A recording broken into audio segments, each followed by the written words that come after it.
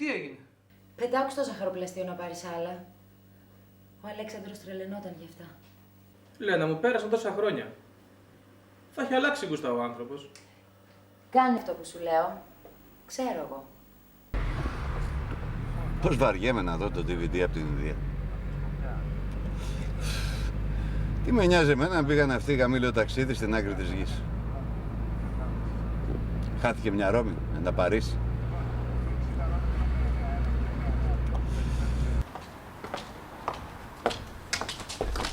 Λενάκι. Αλέξανδρε!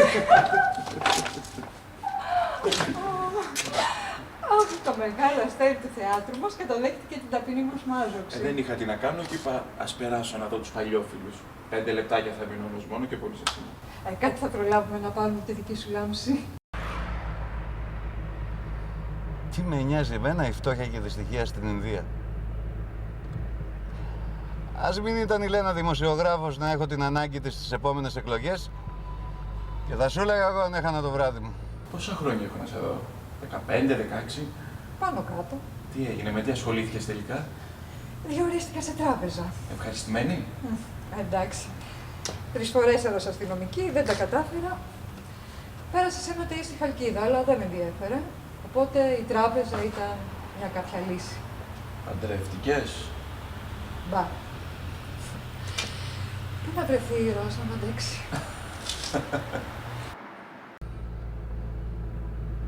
Έγινε και διευθύντρια του καναλιού, βλέπεις. Ποια? Η Λένα. Η Λένα που ξεκίνησε χωρίς δεύτερο βρακί. Αλλά ο Βανδύς, ο ιδιοκτήτης του καναλιού, την προτιμούσε χωρίς βρακί. Ωραία, καλά της έκατσε. Το μουνί σέρνει καράβι. Βρήκε και το μαλάκα το Μάριο να την παντρευτεί. Γάτα η Λένα. Την παραδέχομαι.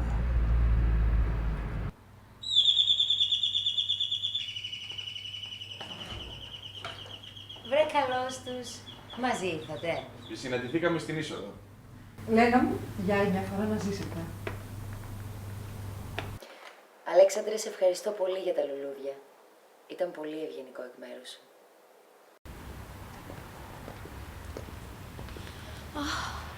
Κουράστηκα. Μια στιγμή να πάρω ανάσα. Εσύ επέμενες να αφήσουμε το αμάξι 3 τετράγωνα μακριά. Ο Σταύρος είπε να περπατάω. Εγώ δεν θέλω να παίρνω ρίσκα για το γιο μου. Να ζήσετε και καλούς απογόνους. Σύντομα, να έχουμε κι εμείς η γυναικολόγη δουλειά. Εμείς πάντως κάνουμε ό,τι μπορούμε, Σταύρο μου. Στο τρίτο είμαστε. Με το καλό και το τέταρτο. Όχι και τέταρτο, Μάρια. 2 κόρες και ένας γιος φτάνουν. Πώς το ξέρεις ότι το τρίτο θα είναι γιος Ανέστη? Σταύρο, κάνατε τεστ για το φίλο του παιδιού? Όχι, αλλά θα κάνουμε μια από αυτές τις μέρες. Εγώ είμαι σίγουρος ότι είναι γιος. Δηλαδή, άμα είναι κόρη, τι θα κάνεις? Δεν μπορώ να σου απαντήσω γιατί δεν μου περνά από το μυαλό αυτή η πιθανότητα.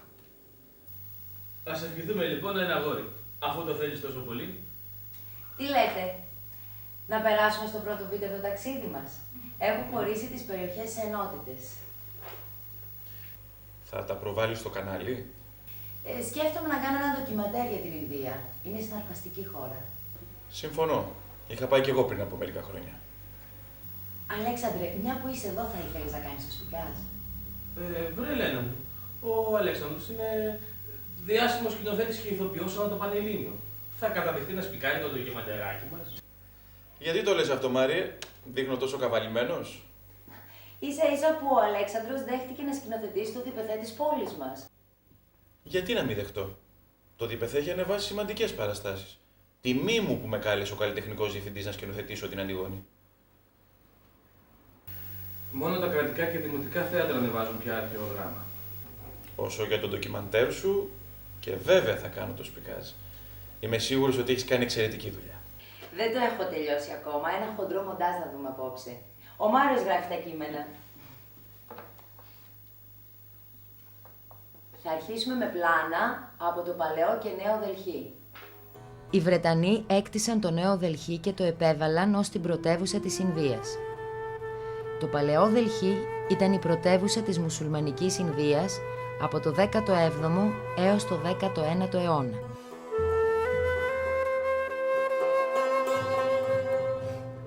Εδώ βλέπουμε το σύμπλεγμα των μιναρέδων του Κούντμπ.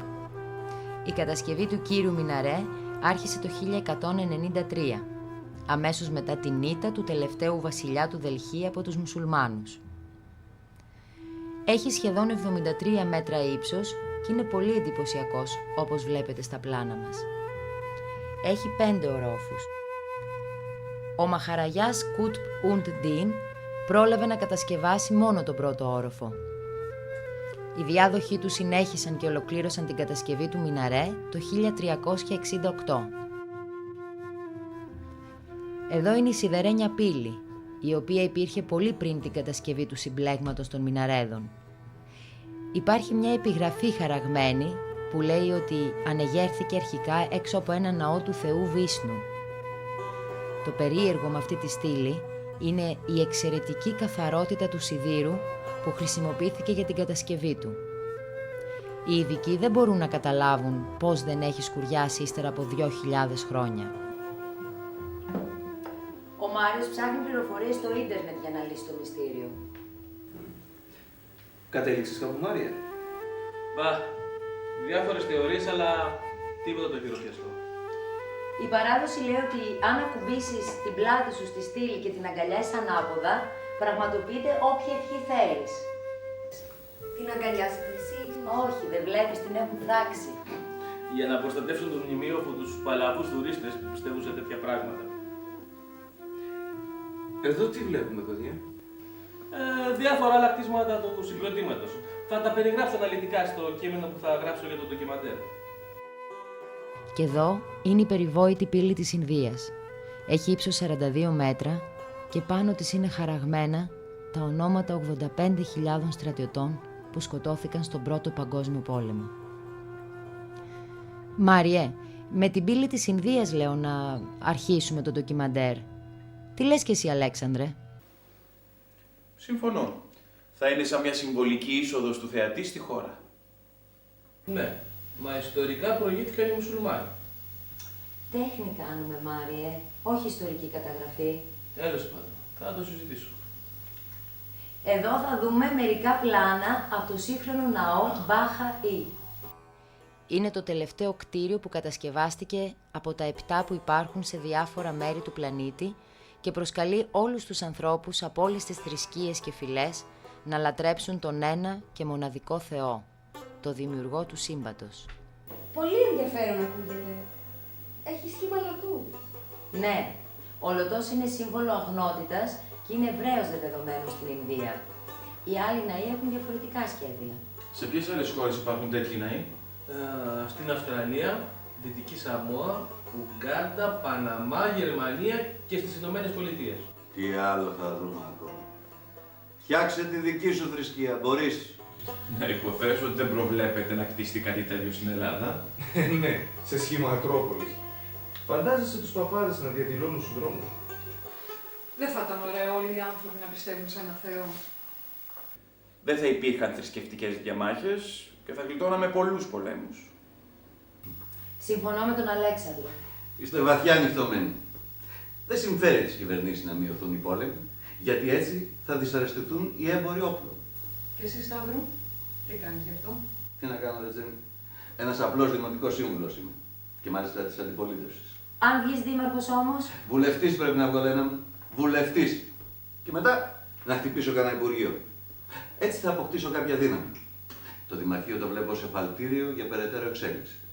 Μα εσύ στη συνεντεύξη σου κόπτεσαι για την ανάπτυξη της πόλης μας. Εννοείται ότι όσο θα είμαι δήμαρχος, θα κάνω το καλύτερο για την πόλη μας. Ο στόχος σου είναι ένα υπουργείο τελικά. Δεν είναι κακό να έχει κανείς φιλοδοξία, Τζένι.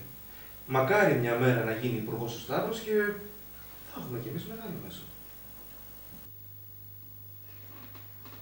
Παιδιά, τι λέτε, να συνεχίσουμε το διπορικό μας στην Τζαϊπούρ? Το Άμπερ ήταν η παλιά πρωτεύουσα της Τζαϊπούρ. η οποία σήμερα ανήκει στο Ανατολικό Ρατζαστάν.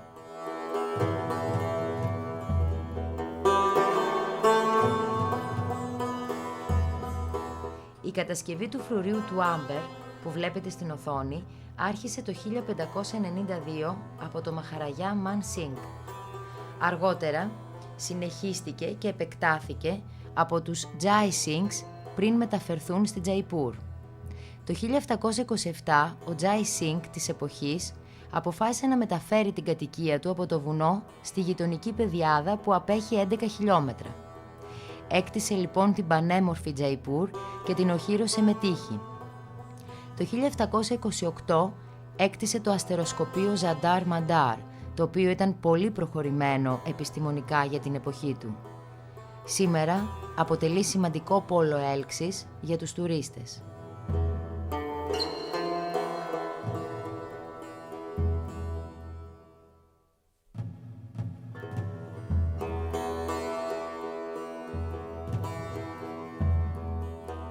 Το 1876 ο Μαχαραγιάς Ραμ Σινγκ έβαψε την πόλη ροζ, το χρώμα της φιλοξενίας, για να υποδεχθεί τον τότε πρίγκιπα της Ουαλίας και μετέπειτα βασιλιά Εδουάρδο τον 7ο.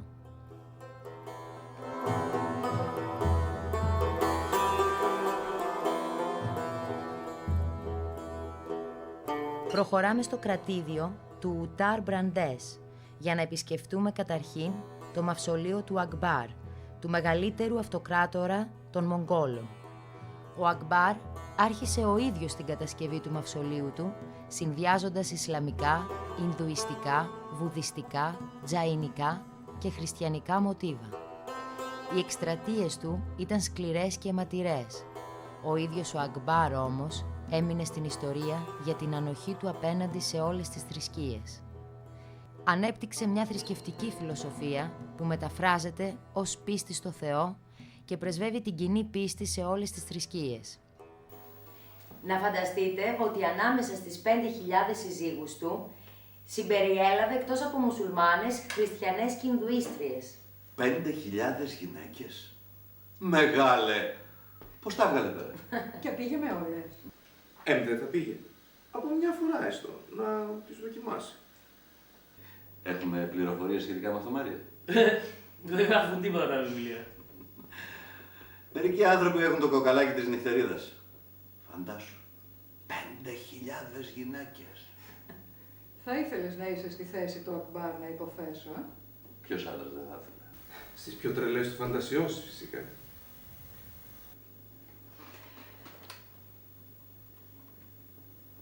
Και τώρα, παιδιά, το περιβόητο Τάζ Μαχάλ στην Άγκρα, σύμβολο αιώνιου έρωτα.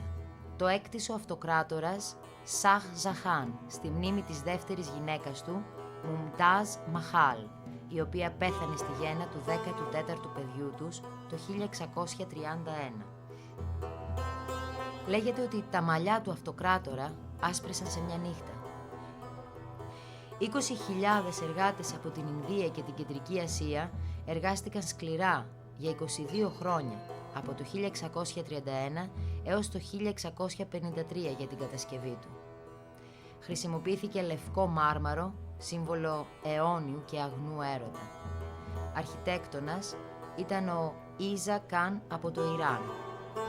Το Τάζ Μαχάλ ψηφίστηκε ως ένα από τα σύγχρονα 7 θαύματα του κόσμου και προσελκύει κάθε χρόνο εκατομμύρια τουρίστες.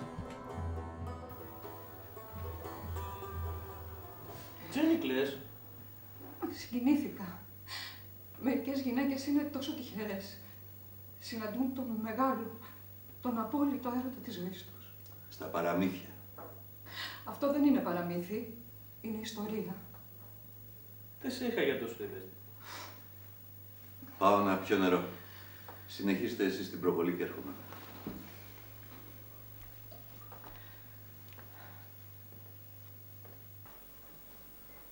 Κι εγώ διψάω.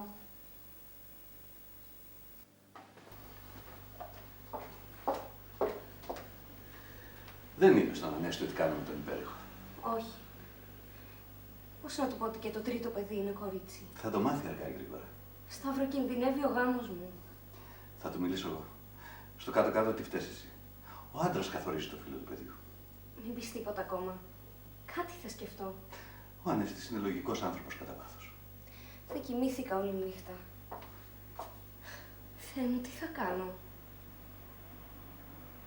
Σταύρο, μη μιλήσεις στον άντρα μου αν δεν σου πω εγώ.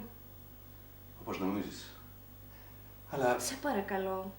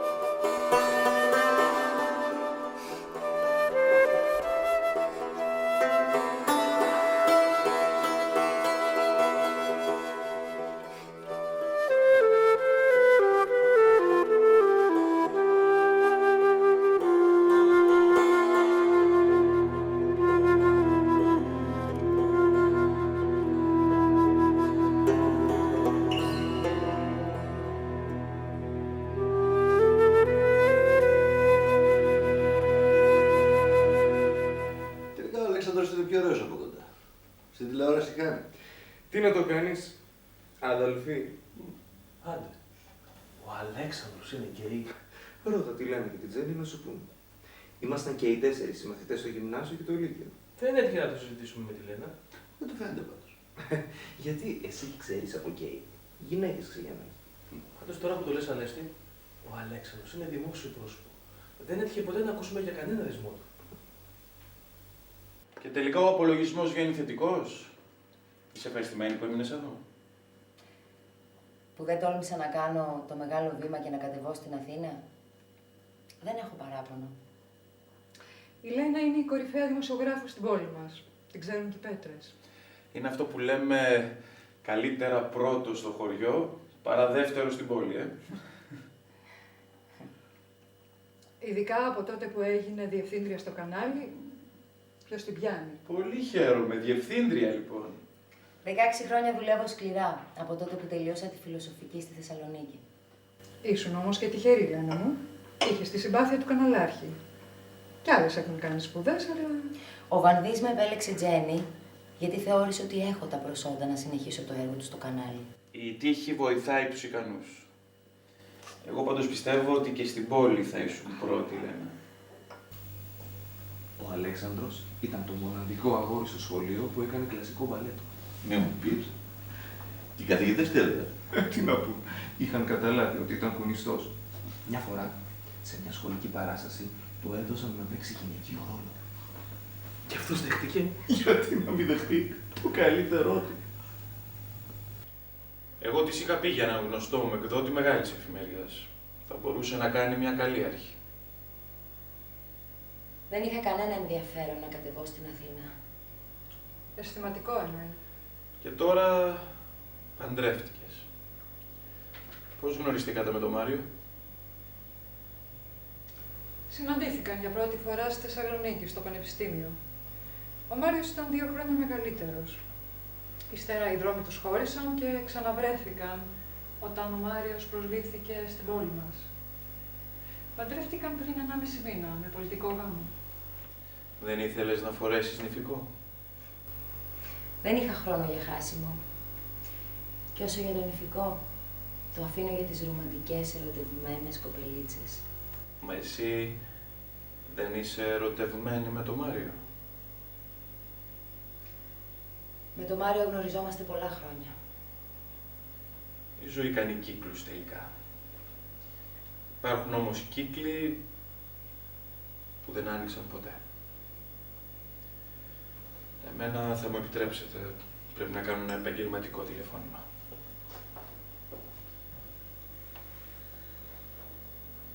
Τον σκέφτεσαι ακόμα?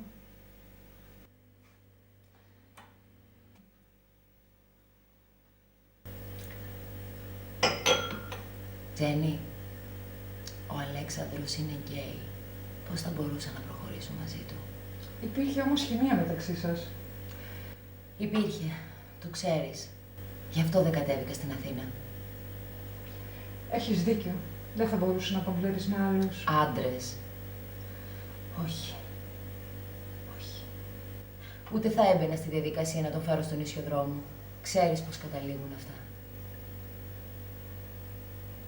Τι λες, συνεχίζουμε στο επόμενο βίντεο? Θέλω να κάνω ένα τσιγάρο πρώτα. Πάω για τσιγάρο. Να μην ενοχλούμε και την εγκυμονούσα. Η Δώρα που είναι? Η Δώρα θα πήγε στην τουαλέτα. Τόση ώρα δεν πας να πεις. Τώρα θέλω να απολαύσω το τσιγάρο μου.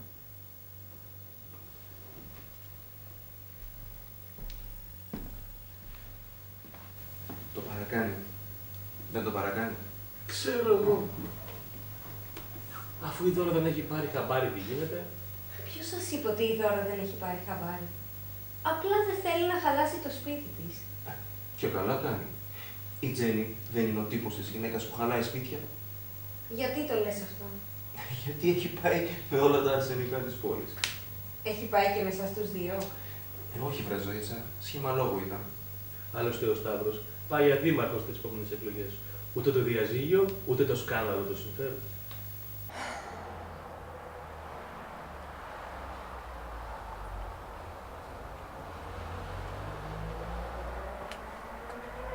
Γιατί δεν απάντησε τα μηνύματά μου? Σταύρο, σου εξήγησα. Θέλω να διακόψουμε. Γιατί? Γιατί είσαι παντρεμένος. Γιατί θέλεις να κατεβείς για δήμαρχος και δεν μπορείς να χωρίσεις τη Δώρα. Με τη Δώρα ζούμε συμβατικά, το ξέρεις. Το ξέρω. Τις προάλλες ποιος ήταν ο λόγος που κατεβήκατε στην Αθήνα? Σου είπα, για ψώνια. Η Δώρα ήθελε να ψωνίσει. Και δεν μπορούσε να κατέβει μόνη της. Ήθελε και εμένα μαζί της. Για να τις κρατάς τις σακούλες. Κάποιο πουλάκι μου σφύριξε πως πήγατε για εξωσωματική. Ότι κάνετε προσπάθειες για δεύτερο παιδί. Δώρα, τι κάνεις εδώ, τρως σοκολατάκια? Όχι, ένα μόνο για την υπογλυκαιμία.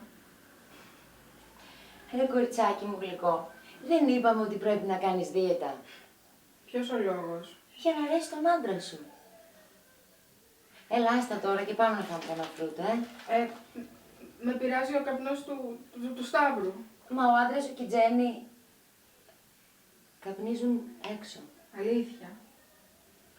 Φαίνεται θα παίζουν καμιά παραλλαγή της σκηνής του μπαλκονιού. Από το Ρωμαίο και την Ιουλιέτα. Ξέρεις. Πού πας? Μέσα. Να δω τη συνέχεια του βίντεο. Πότε θα βρεθούμε? Στο μεευτήριο. Όταν με το καλό γεννηθεί το παιδάκι σας. Να το ασημώσω κιόλας. Αύριο? Άσε με. Θέλεις να καταλάβουν οι άλλοι μέσα ότι κάτι τρέχει μεταξύ μας? Τώρα μεταφερόμαστε στην κεντρική Καρνάτακα, στο νότιο τμήμα της Ινδίας. Τα ερείπια του Βιτζαγιαναγκάρ, κοντά στο χωριό Χάμπι, είναι από τα πιο εντυπωσιακά της χώρας. Το Βιτζαγιαναγκάρ κτίστηκε το 1336 από τους πρίγκιπες Τελούγκου και το 16ο αιώνα έφτασε στην απόλυτη ακμή του. Ο πληθυσμός του άγγιξε τους 500.000 κατοίκους και ο αυτοκράτορας της περιοχής έλεγχε το εμπόριο βαμβακιού και μυρωδικών. Όπως όλες οι μεγάλες αυτοκρατορίες, κατέρρευσε και αυτή το 1565. Σήμερα το Χάμπι είναι ένα χωριό χτισμένο δίπλα στα συμπλέγματα των ναών. Διαθέτει μικρά ξενοδοχεία, καταστήματα με είδη λαϊκής τέχνης και εστιατόρια. Ο ναός του Βιρουπάξα κυριαρχεί στα δυτικά του Χάμπι. Ο Βιρουπάξα είναι μια μορφή του θεού Σίβα. Εδώ βλέπουμε μια γυναίκα να εκπληρώνει ένα τάμο.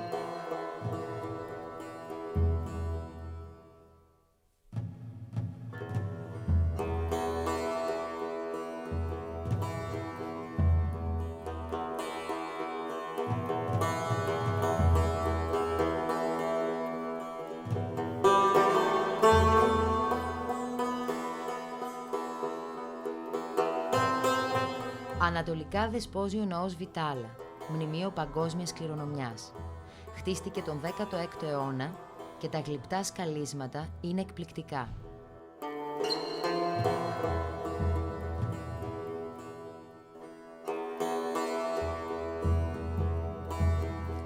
Και τώρα θα δούμε τους ναούς του Κατζουράχο. Κτίστηκαν από τη δυναστεία των Τσαντέλα. Η δυναστεία αυτή αποδείχθηκε πολύ δυνατή αφού άντεξε 5 αιώνες προτού υποταχθεί στους Μογγόλους. Οι ναοί χτίστηκαν από το 950 έως το 1050 μετά Χριστόν φυσικά. Το ερώτημα είναι, γιατί οι Τσαντέλα επέλεξαν να δημιουργήσουν αυτούς τους ναούς στον Κατζουράχο, το οποίο ήταν απομακρυσμένο από άλλες γνωστές περιοχές και όχι ιδιαίτερης φυσικής ομορφιάς?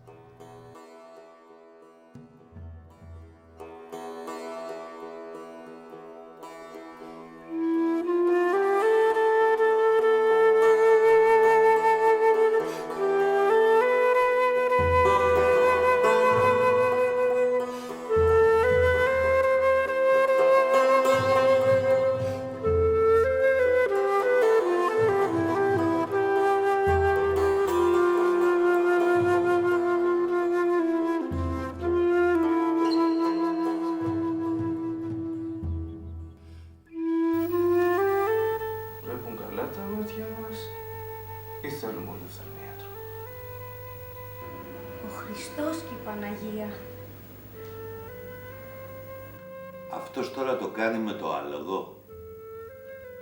Ωραία ανομαλία που δένει τον κόσμο. Στις πολεμικές εκστρατείες δεν υπήρχαν γυναίκες. Και έτσι οι στρατιώτες κατέφευγαν σε πιο εφευρετικές μεθόδους για να ικανοποιήσουν τις ορμές τους. Απ' το Λότσολα, καλή κυφοράδα. Είναι απορίας άξιων πώς κατόρθωσαν οι Τσαντέλα να κτίσουν και να σκαλίσουν τόσους πολλούς ναούς σε 100 μόνο χρόνια. Το γεγονός ότι τους έκτισαν σε τόσο απομακρυσμένο μέρος δεν επέτρεψε στους μουσουλμάνους κατακτητές να τους καταστρέψουν. Οι επισκέπτες βέβαια ενδιαφέρονται κυρίως για τις ερωτικές σκηνές, αλλά υπάρχουν πολλές σκηνές που μας δείχνουν πώς ήταν η καθημερινή ζωή στην περιοχή πριν από 1000 χρόνια. Βλέπουμε θεούς, θεές, πολεμιστές, μουσικούς και ζώα πραγματικά ή μυθολογικά. Η ερωτική ζωή ήταν μία από τις όψεις της ζωής των ανθρώπων. Γι' αυτό έκαναν σκόπιμο να τα παθανατήσουν. Και όπως βλέπετε, η ερωτική του ζωή είχε μεγάλη ποικιλία.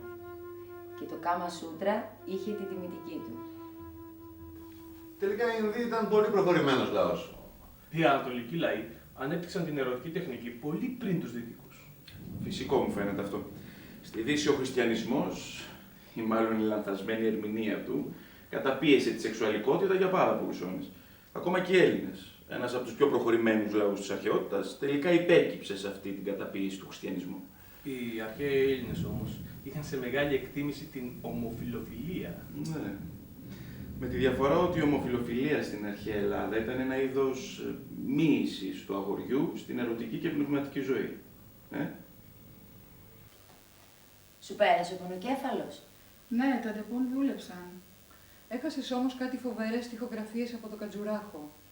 Κάτι απίστευτα ερωτικά συμπλέγματα. Ελπίζω να πήρες ιδέες και να τις εφαρμόσεις καλά. Ελεύθερη κοπέλα είναι, μπορεί να διασκεδάζει όσο θέλει. Τέλειωσε το κρασί. Αυτό το έφερε η Τζέννη. Καταπληκτικό κρασί.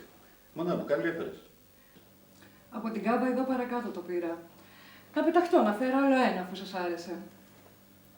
Θα έρθω κι εγώ μαζί σου να σου κάνω παρέα. 2 μπουκάλια αν πάρετε.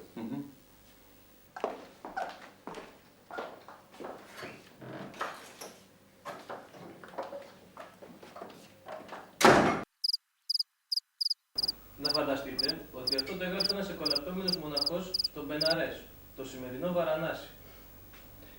Φαντάσου στέρηση που τραβούσε το παλικάρι. Ελπίζω να μην τον είχαν πάρει χαμπάρι και οι άλλοι μοναχοί. Μα οι ανώτεροι του στο μοναστήρι το ανέσαν αυτή την εργασία. Παρακαλώ.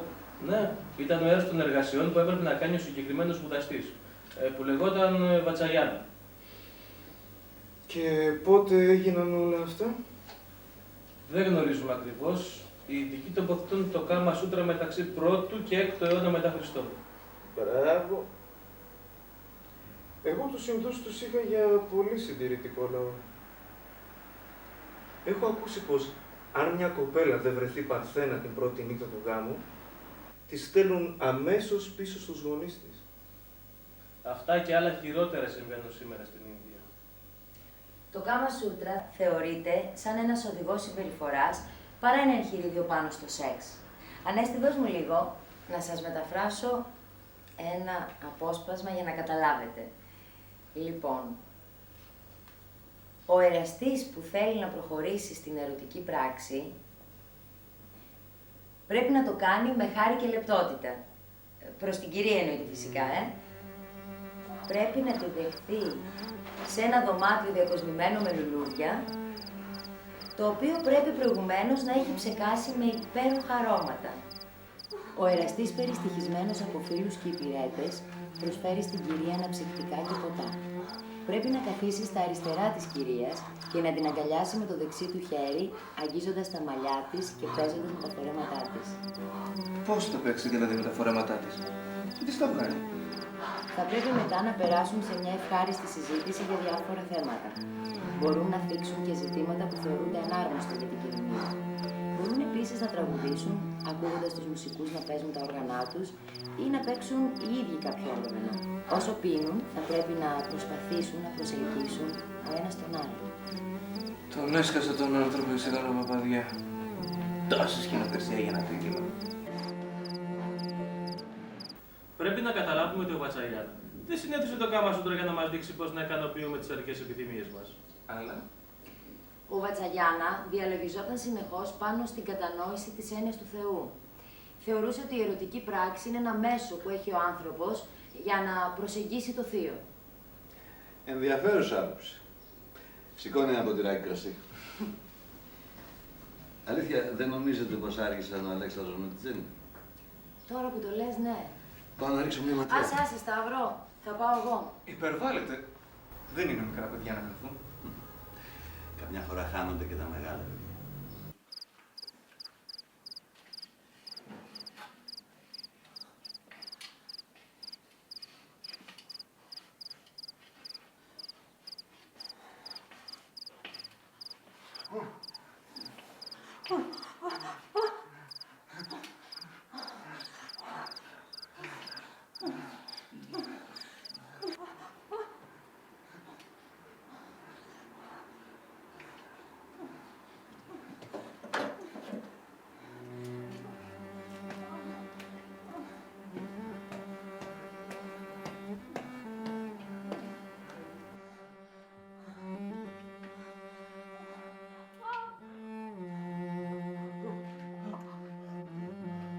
Ένα άτομο που γνωρίζει τη βαθύτερη σημασία της ερωτικής πράξης και θέλει να διαφυλάξει το δάρμα του, το άρθα του και το κάμα του, είναι σίγουρο ότι θα κυριαρχήσει στις επιθυμίες των αισθήσεών του.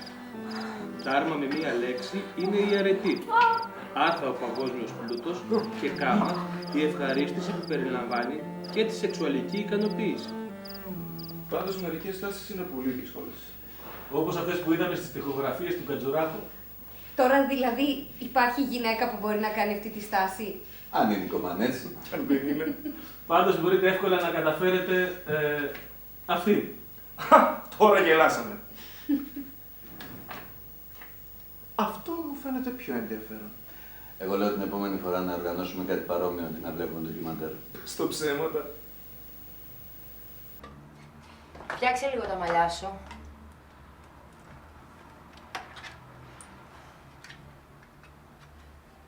Μα αυτός ήταν γκέι.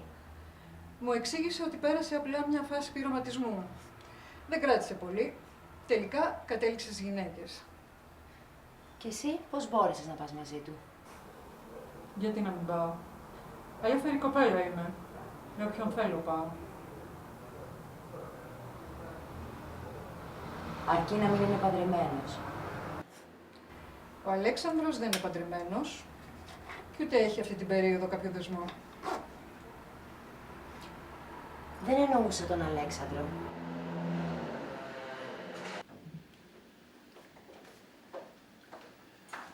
Ήρθαν τα κρασιά, βλέπω.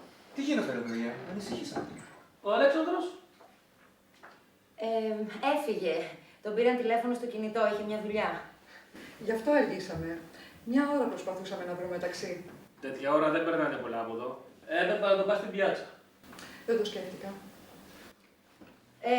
Εγώ πάω να ανοίξω το κρασί, παιδιά. Μόνο ένα βρήκαμε στην κάβα. Εντάξει, θα βολευτούμε. Η ζωή δεν πίνει, η κοιμονή. Και η Δώρα... Και η Δώρα μπορεί να είναι έγκυος. Εύχομαι ολόψυχα να πετύχει η εξωματική αυτή τη φορά. Ευχαριστώ. Πώς το έμαθες? Μου το είπε ο Σταύρος φυσικά. Κάντε προσπάθειες για δεύτερο παιδί. Καιρός δεν ήταν. Ο Μιχάλης έκλεισε τα 7. Και δεν μας είπατε τίποτα. Ξέρεις τώρα, η Δώρα είναι προληπτική. Θα σας το λέγαμε αν πετύχαινε. Γιατί να μην πετύχει? Και με τον Μιχάλη δεν πέτυχε. Στην τέταρτη προσπάθεια όμως. Συνεχίστε εσείς τις προσπάθειες και που θα πάει θα πετύχει κι αυτό. Στην τέταρτη, στην πέμπτη, στη δέκατη. Ο Σταύρος γνωρίζει τους καλύτερους επιστήμονες στην Αθήνα. Ελπίζω να μην χρειαστούμε κι εμείς τη βοήθειά σας, Σταύρο, Μα εσείς μόλις παντρευτήκατε. Ναι, αλλά δεν είμαστε και στην πρώτη νεότητα. Η Λένα έκλεισε τα 38 της προάλλες. Βάλε Μάρια κρασί στα παιδιά. Λέμε να περιμένουμε 2 χρόνια πριν βάλουμε μπρος για παιδί. Συζητήσαμε κάτι τέτοιο. Όχι, αλεξιπακούεται. Να μείνουμε λίγο μόνοι μας, να δέσει ο γάμος μας. Έχεις αμφιβολίες για το γάμο μας? Όχι, Μάριε, αλλά ένα παιδί είναι μεγάλο βήμα. Αν θέλεις τη γνώμη μου, Λένα, πρέπει να βάλετε μπρος από τώρα. Τα παιδιά δεν έρχονται όταν τα θέλεις. Εγώ ξέρω γυναίκες που έκαναν παιδιά μετά τα 40. Τις βοήθησε η τύχη ή η επιστήμη. Και εγώ στη βοήθεια της επιστήμης θα καταφύγω. Έχω την ίδια ηλικία με τη Λένα και είμαι ανήπαντρη. Έχεις περιθώρια ακόμα.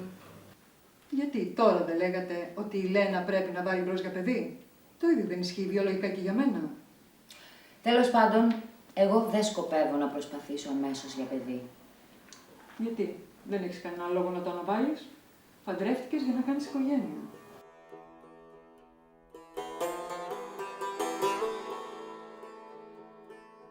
Η συντριπτική πλειοψηφία των Ινδών είναι βέβαια Ινδουιστές.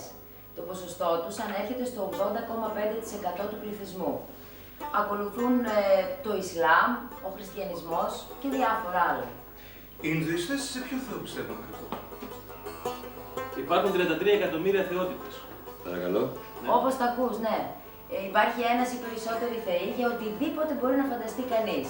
Για το χρήμα, την τύχη, την οικογένεια. Και ύστερα σου λένε ότι ήταν πολύ 12 θεοί του Ολύμπου. Οι Ινδουιστές δεν τρώνε κρέας, έτσι. Οι περισσότεροι Ινδουιστές είναι πορτοφάγοι. Ένα παρακλάδι τους μάλιστα οι Τζαϊνιστές προσέχουν που πατάνε για να μην πατήσουν κανένα έντομο και τους σκοτώσουν. Καλοί άνθρωποι. Στην Ινδία όμως, παιδιά, συμβαίνουν φοβερά πράγματα. Υπάρχει ο θεσμός της πρίκας των κοριτσιών που οδηγεί σε τρομερά εγκλήματα. Νύφες δολοφονούνται από τις πεθερές με τη βοήθεια συγγενών ή ακόμα και του ίδιου του συζύγου, αν θεωρηθεί ότι η οικογένεια του γαμπρού αδικήθηκε στην πρίκα. Και δεν πάνε φυλακή. Είναι πολύ δύσκολο να αποδειχθούν αυτά τα εγκλήματα. Σκηνοθετούνται ως ατυχήματα. Παραδείγματος χάρη, η απρόσεχτη νύφη άφησε τον γκάζι ανοιχτό και ανατινάχτηκε. Σχεδόν καθημερινά δημοσιεύονται στις Ινδικές εφημερίδες τέτοιου είδους ατυχήματα. Παλαιότερα έκαιγαν τις χήρες όταν πέθανε ο άντρας τους ζωντανές. Τις πότιζαν όπιο και τις έκαιγαν. Έλα, Παναγία μου. Δηλαδή η θέση της γυναίκας στην Ινδία δεν είναι αξιοζήλευτη. Αυτά να τα βλέπετε εσείς, που ενώ έχετε όλα τα καλά, δεν είστε ικανοποιημένες με τίποτα. Επειδή υπάρχει ο θεσμός της πρίκας, τα κορίτσια είναι ανεπιθύμητα στην Ινδία.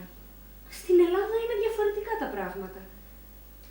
Να φανταστείτε, υπάρχουν κινητές μονάδες προγεννητικού ελέγχου και όταν διαπιστωθεί ότι το φύλο του παιδιού είναι θηλυκό, προχωρούν σε άμβλωση ακόμα και στον 6ο μήνα της εγκυμοσύνης. Ή, αν γεννηθεί κοριτσάκι, το θάβουν ζωντανό, λέγοντας ότι πέθανε στη γέννα. Δεν είμαστε καλά. Η φτώχεια οδηγεί τους ανθρώπους σε τέτοιες ακραίες πράξεις.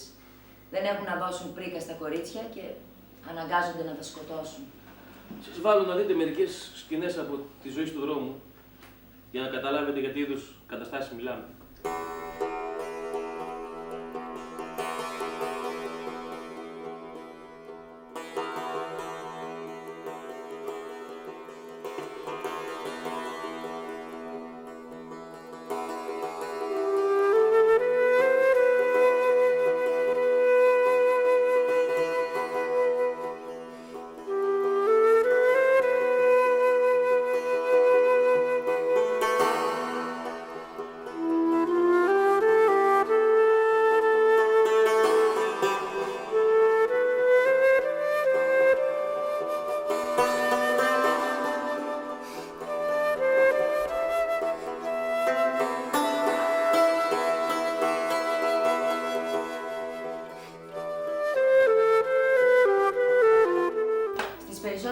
περιοχές της Ινδίας δεν υπάρχει αποχετευτικό σύστημα, ούτε υπηρεσία περί συλλογής σκουπιδιών. Οι άνθρωποι πετάνε τα σκουπίδια όπου βρούνε ή τα καίνε. Και οι αγελάδες έτσι κυκλοφορούν αμολυτές στους δρόμους. Οι αγελάδες είναι ιερά ζώα. Έχουν περισσότερα δικαιώματα από τους ανθρώπους. Και πώς καταφέρουν να οδηγούν? Έλαντε. Στην αρχή σκεφτήκαμε να νοικιάσουμε αυτοκίνητο και να οδηγήσουμε μόνοι μας. Αλλά ευτυχώς μας συμβούλεψαν να πάρουμε και οδηγό μαζί. Εμείς δεν υπήρχε περίπτωση να οδηγήσουμε ούτε χιλιόμετρο. Ο οδηγός που είχαμε στο βόρειο τμήμα της Ινδίας μας πήγε στην οικογένειά του και μας γνώρισε.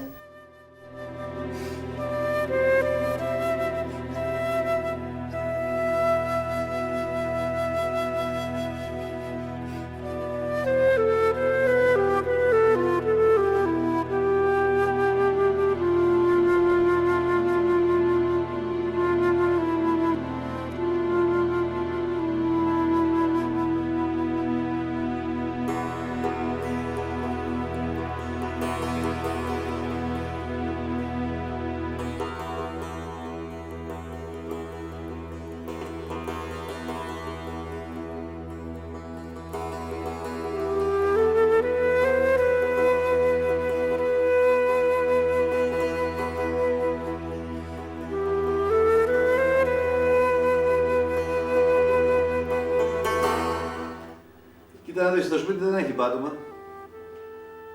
Και τα δωμάτια δεν έχουν πόρτες.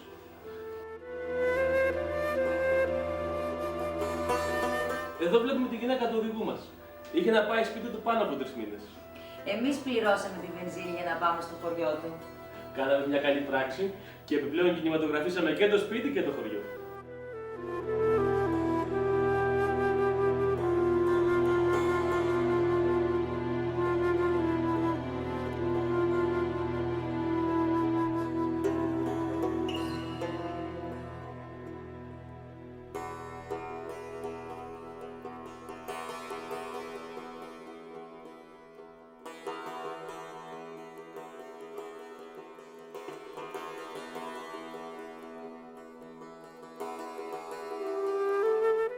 Οι άνθρωποι εκεί χάρηκαν πάρα πολύ. Δεν είχαν ξαναδεί ξένους.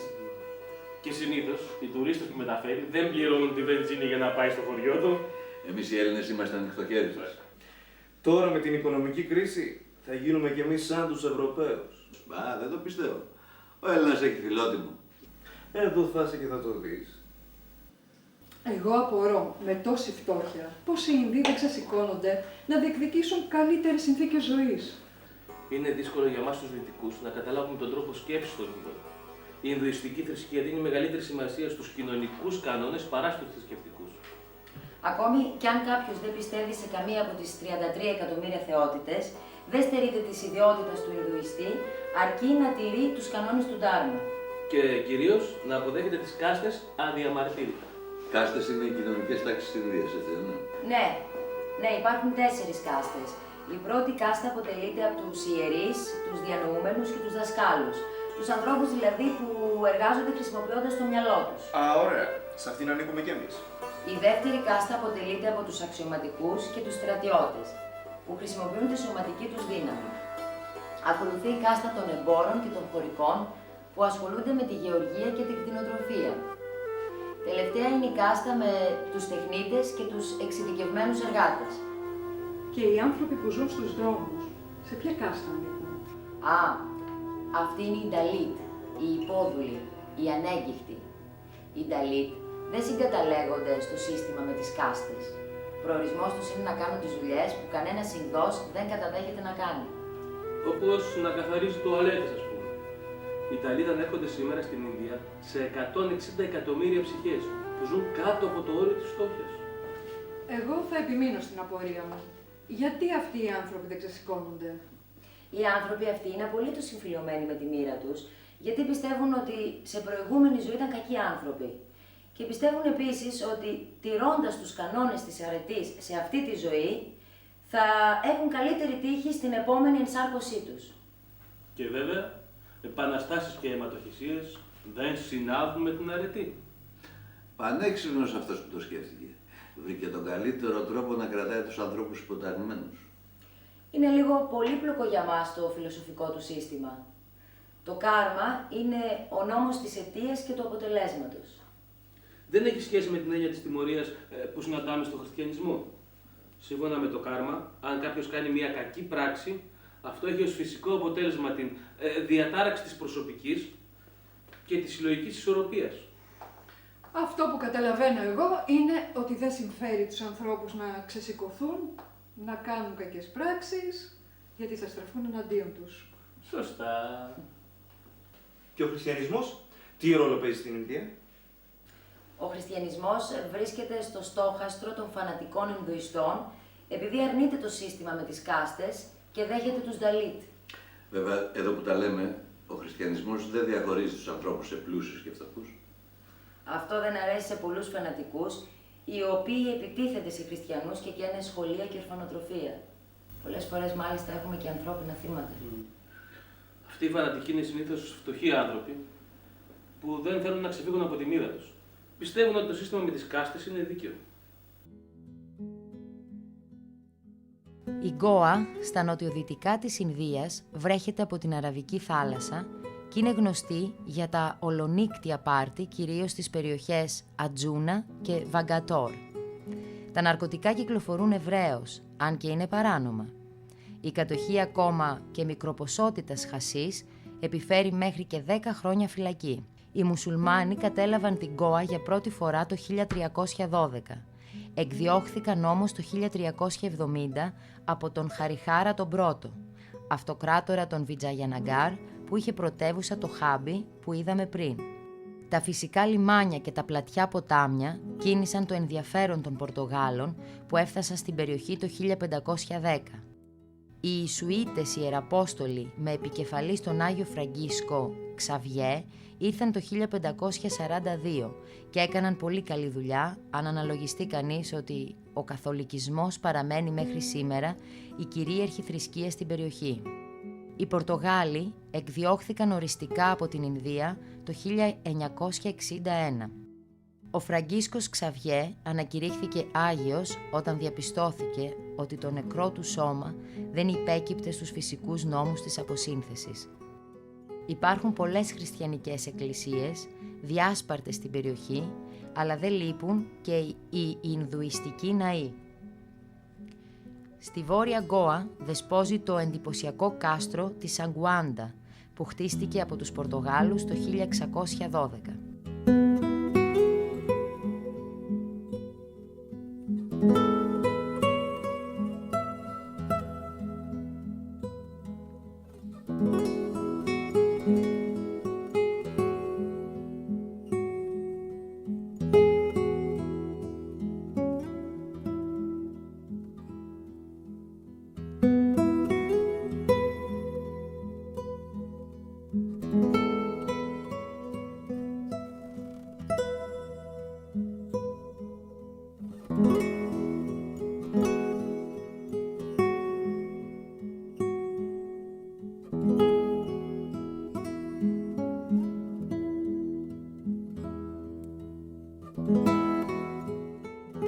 Τώρα 2 λεπτά. Πάω στο μπαλκόνι να καπνίσω. Θα έρθετε? Όχι, ευχαριστώ. Προτιμώ να παρακολουθήσω τη συνέχεια. Δεν έχει τίποτα σημαντικό. Κάτι παραλίες δεν έχει παρακάτω? Έλα να μου κάνεις παρέα. Θέλω να δω τις παραλίες.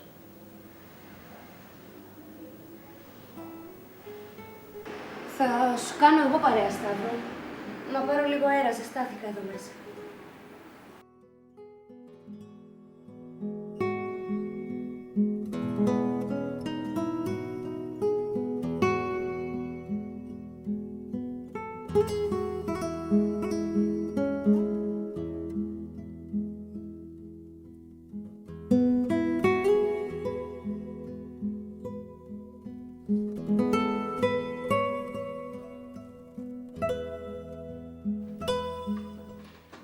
Ενδιαφέρον ταξίδι κάνατε τελικά. Ναι, ήταν η πιο δυνατή ταξιδιωτική μας εμπειρία. Στη συνέχεια, πού σκοπεύετε να πάτε? Θα δούμε. Εγώ δίνω μια προτεραιότητα στη Λατινική Αμερική και ιδιαίτερα στο Περού. Η Λένα θέλει Κίνα. Μια που ξεκινήσαμε με Ασία, γιατί να μην συνεχίσουμε? Ας κάνουμε ένα διάλειμμα από την Ασία, Λένα μου. Έχουμε πάει Ταϊλάνδη, Καμπότζη και Βιετνάμ. Θα το ξανασυζητήσουμε, Μάρια. Δεν το εννοείς. Έτσι δεν είναι? Στην Ινδία οι γυναίκες κάνουν άμβλωση στον 6ο μήνα. Εγώ είμαι στον 5ο. Αποκλείεται. Και την κάνουν σε κινητές μονάδες με τα στοιχειώδη. Η δική σου κλινική είναι πλήρως εξοπλισμένη. Ζωή, είναι επικίνδυνο. Δεν το καταλαβαίνεις. Εγώ πάντως, ειδικά για το ταξίδι του μέλιτος, θα προτιμούσα τις Μαλδίβες ή τις Σεϊχέλες. Στην Ασία είναι και αυτές. Οι Σεϊχέλες ανήκουν στην Αφρική. Αλήθεια. Και εγώ πώς νόμιζα. Δεν ήσουν καλή στη γεωγραφία, φαίνεται. Πουθενά δεν ήμουν αρκετά καλή. Γι' αυτό κατέληξα να δουλεύω στην τράπεζα για 3,60. Δεν έχεις υποχρεώσεις, σου φτάνουνε. Άλλη παρακαλάνε για μια θέση τη δική σου. Παιδιά με διπλώματα και μεταπτυχιακά. Έχουν αγριέψει τα πράγματα σήμερα. Υπάρχει μεγάλη ανεργία. Μακάρι να δούλευα κι εγώ. Στην τράπεζα. Οπουδήποτε. Πολίτρια σε κατάστημα. Γιατί να δουλέψει, κορίτσι μου? Οι γονείς σου είναι πλούσιοι και ο άντρας σου δεν ξέρει τι βγάζει.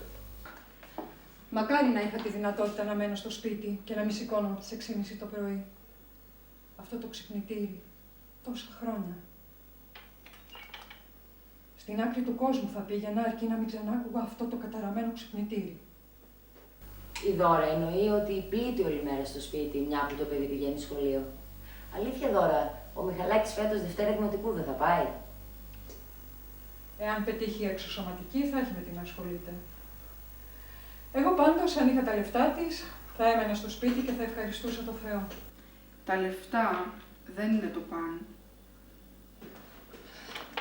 Έχω βαρεθεί να ακούω αυτό το κλισέ μια ζωή. Και ξέρετε ποιοι το λένε αυτό? Αυτοί που έχουν τα λεφτά. Αφού δεν τα θέλετε, ρε παιδιά, γιατί δεν τα δίνετε σε μένα? Θα πούμε ότι απέβαλα. Ζωή, απαγορεύονται οι αυλώσεις τον 5ο μήνα. Αν κινδύνευε η ζωή μου, τι θα έκανες? Δεν κινδυνεύει η ζωή σου. Κινδυνεύει, Σταύρο μου. Θα διαλυθεί η οικογένειά μου. Και τι θα κερδίσεις με αυτή την άμβλωση? Θα ξαναμείνω έγκυος. Και αυτή τη φορά μπορεί να είναι αγόρι. Και αν δεν είναι, πάλι θα αποβάλεις. Έλα ρε Σταύρο, βοήθησέ με. Κι εγώ στις εκλογές θα οργανώσω τουλάχιστον 10 συγκεντρώσεις για σένα. Τόσους πελάτες έχουμε με τον Ανέστη. Λένε ότι όταν μια πεταλούδα τεινάζει τα φτερά της στην Κίνα, γίνεται σεισμός στο Σαν Φραντζίσκο. Λένα μου, αν ίσχυε αυτό, 2 τεινά θα είχαν συμβεί. Ή θα είχε καταστραφεί η γη από σεισμούς, ή θα έπρεπε να εξολοθρεύσουμε όλες τις πεταλούδες. Συμβολικά μιλάει, λέει. Ό,τι συμβαίνει σε κάθε γωνιά του πλανήτη μας αφορά. Έχει επιπτώσεις στη δική μας ζωή. Δηλαδή, τι επίδραση μπορεί να έχουν στη δική μου ζωή αυτά που συμβαίνουν στην Ινδία? Πρακτικά μιλώντας. Έχω χειρουργείο αύριο. Λένα, Μάρια, να ζήσετε. Και σας εύχομαι πολλά ταξίδια. Ευχαριστούμε πολύ για την περιποίηση. Εμείς ευχαριστούμε πάρα πολύ που ήρθατε.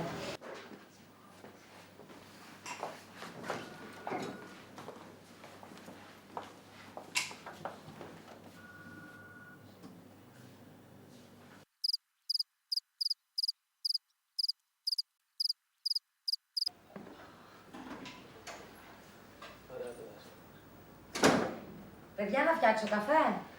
Εμείς να πηγαίνουμε. Είναι αργά. Δουλεύουμε αύριο. Μόνο ο Μάριος δεν δουλεύει, αφού δεν έχουν ανοίξει ακόμα τα σχολεία. Μην το λες. Θα πάω στο Λύκειο αύριο. Έχω γραφική εργασία. Παρασκευή. Η ωραιότερη μέρα της εβδομάδας. Πότε θα την κάνουν και αυτή η αργία? Παιδιά μου, να ζήσετε και ό,τι υποθείτε. Θα με πάρετε μαζί σας μέχρι την πλατεία να βρούμε ταξί? Θα σε πάμε σπίτι, κορίτσι μου. Τέτοια ώρα μόνη στους δρόμους. Ευχαριστώ πολύ. Όταν μια πεταλούδα τεινάζει τα φτερά της κάπου, γίνεται σεισμός στην άλλη άκρη της γης. Δεν έχω ξανακούσει μεγαλύτερη μαλακία. Η Λένα τελείωσε μια φιλοσοφική και νομίζω ότι κάτι έκανε. Και αυτή η Ινδία, όλο φτώχεια, σκουπίδι και εξαθλίωση. Μωρέ, Ευρώπη και πάλι Ευρώπη. Πολιτισμός.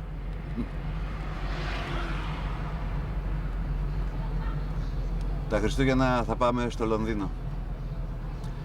Εκτός αν μείνεις έγκυος.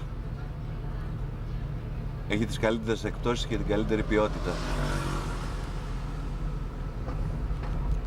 Αλλά βέβαια, έτσι όπως το πας, ούτε στις μπουτίκ και ελεφαντίνες δεν θα βρεις το νούμερό σου.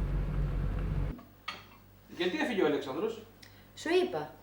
Τον πήραν τηλέφωνο για δουλειά. Τέτοια ώρα. Τέτοια ώρα ρε Μάριε, τέτοια ώρα. Οι καλλιτέχνες δεν έχουν ωράριο. Καλά μην αρπάζεσαι. Μια κουβέντα είπαμε. Μου πέρασε από το μυαλό μήπως έπληξε ο άνθρωπος μαζί μας. Γιατί να πλήξει? Ήμασταν όλοι άντρες στην παρέα. Μάριε, γίνεσαι χυδαίος. Χαίρομαι που είναι γκέι. Είναι πολύ γοητευτικός. Μπορεί να ξυπνούσε τίποτα ξεχασμένους πόθους.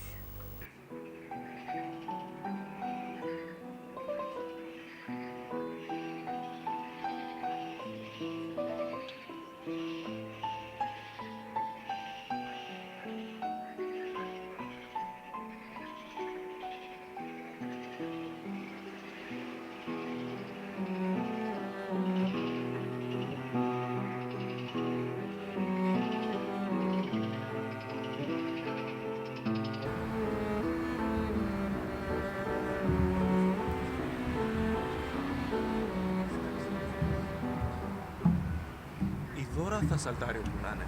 Έλα μωρέ, μια βολεμένη αστή. Έχει μάθει να της τα φέρνουν όλα στο πιάτο. Ακόμα και τον άντρα. Γιατί το λες αυτό?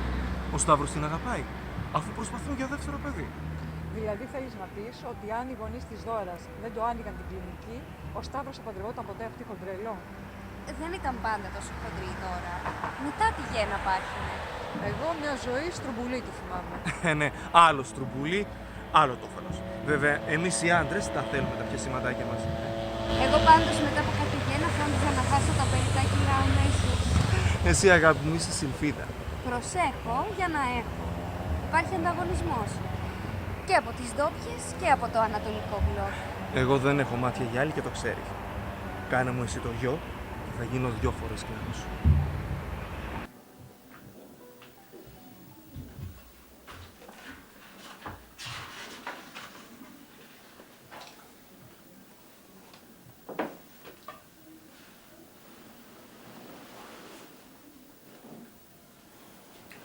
Μάρια, είμαι κουρασμένη.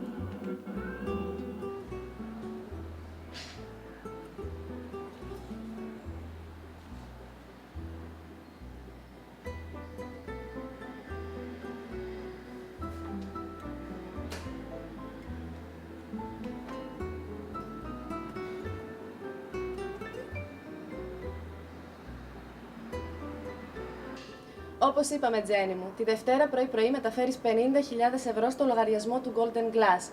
Είναι η προκαταβολή για το διαμαντένιο σετ που σου έλεγα. Και πόσο είναι το συνολικό κόστος του σετ? 225.000 ευρώ. Αξιόλογο ποσό. Βιομήχανο παντρεύτηκα, Τζένι μου, όχι υπάλληλο με 3,60. Μια χαρά τα κατάφερες, Μαρίνα μου. Από το σχολείο σε θυμάμαι να βάζεις τον πύχη ψηλά. Πολύ ψηλά. Τώρα αμέσως. Είναι ανάγκη. Αν είναι ποτέ δυνατόν. Ούτε μισή ώρα δεν μπορώ να λείψω. Έρχομαι αμέσως.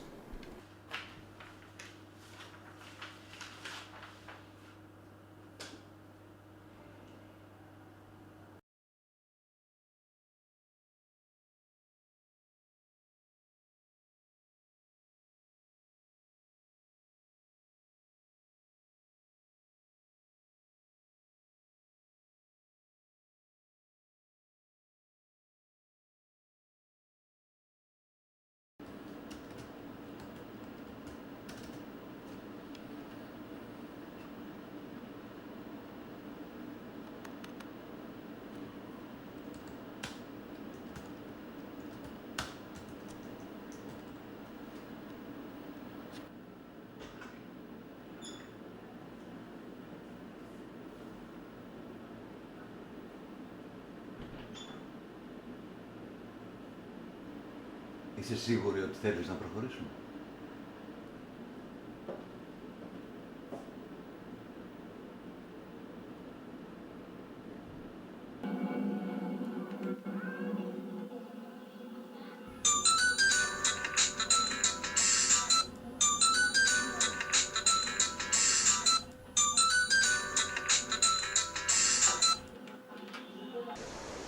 Ελπίζω να μην σε διακόπτω από κάτι σημαντικό. Όχι, όχι. Δεν πειράζει.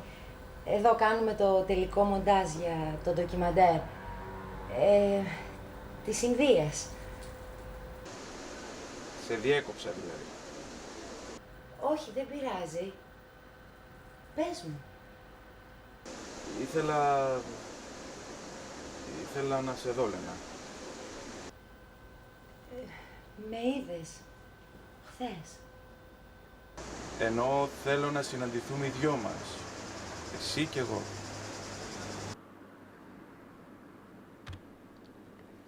Αθήνα, Δελχή χωρίς επιστροφή. Σήμερα 23 και 15. Τέλεια. Λοιπόν, πιστωτική κάρτα.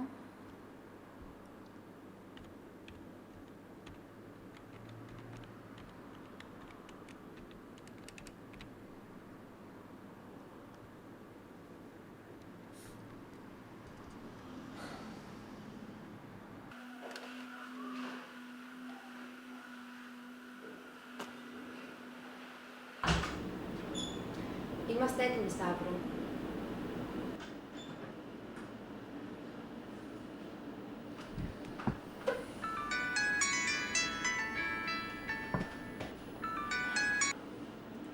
Τι συμβαίνει τώρα? Έχω χειρουργείο. Θα είμαι σύντομη, Σταύρο. Θέλω διαζύγιο. Τι είπες? Θέλω διαζύγιο. Έχεις τρελαθεί τελείως. Θα τα πούμε το βράδυ. Έχω χειρουργείο, σου είπα. Το βράδυ θα είμαι στους γονείς μου, με το παιδί.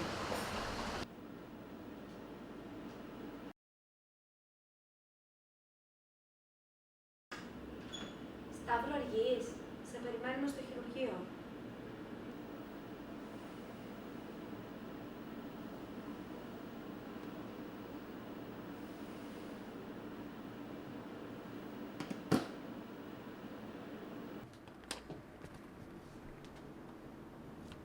Ναι, έλα, Κατερίνα. Χρειάζομαι 50.000 ευρώ. Ναι, ναι. Για την κυρία Βαρελά. Του βιομηχάνου βεβαίως. Ναι. Περιμένει τον Κοσμοτοπόλη αύριο να του δώσει προκαταβολή. Βιαζότανε. Την πήρανε τηλέφωνο και έφυγε σαν τρελή. Δεν την είδες? Σε 500 όμως δώστα μου, να μην δίνω στόχο. Φτάνει που παίρνω εγώ την ευθύνη της μεταφοράς.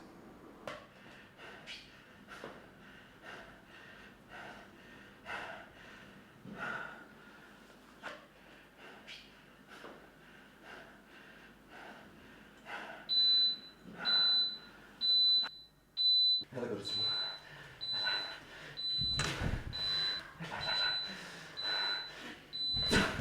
Μην μου το κάνεις αυτό. Σταύρο, είναι ανώφελο. Μην μου το κάνεις αυτό, γάμο του κερατού μου. Συνεννοημένες έως τα σήμερα με καταστρέψετε. Πρέπει να ειδοποιήσουμε τον άντρα της.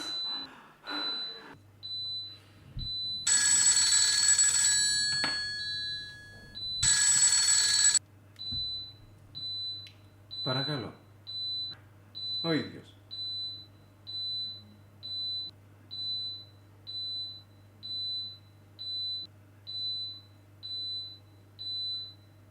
Όχι, δεν το πιστεύω. Είναι αδύνατο. Αδύνατο. Αδύνατο.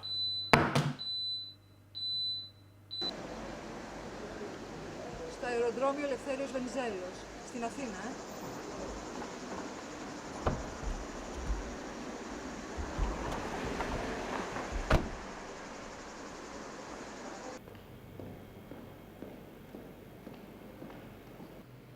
Γεια σας.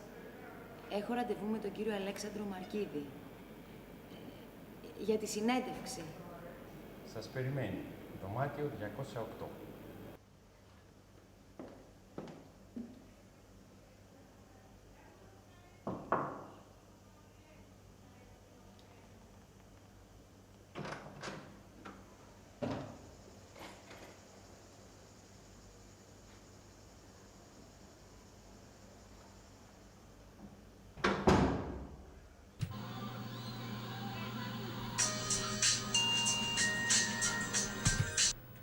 Έλα Γιώργο.